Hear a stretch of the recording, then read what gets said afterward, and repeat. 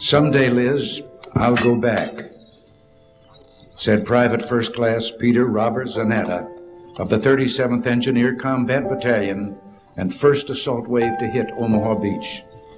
I'll go back and I'll see it all again. I'll see the beach, the barricades, and the graves.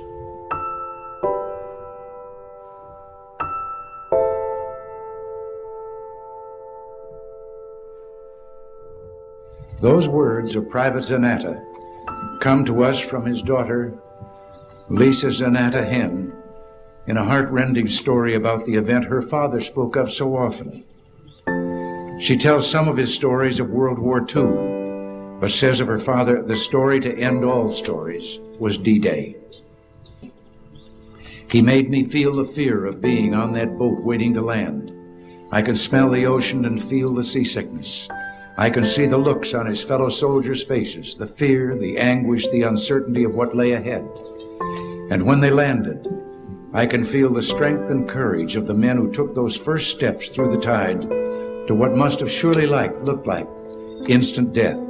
And like all the families of those who went to war, she describes how she came to realize her own father's survival was a miracle. So many men died.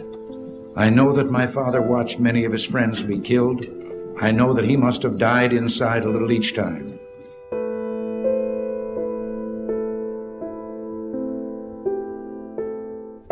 Lisa Zanetta Hen began her story by quoting her father, who promised that he would return to Normandy.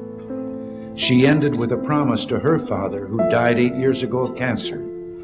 I'm going there, Dad. And I'll see the beaches and the barricades and the monuments. I'll see the graves, and I'll put flowers there just like you wanted to do. I'll feel all the things you made me feel through your stories and your eyes.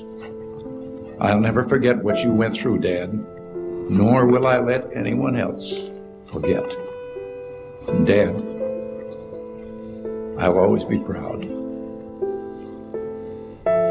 Through the words of his loving daughter, who is here with us today, a D-Day veteran has shown us the meaning of this day far better than any president can.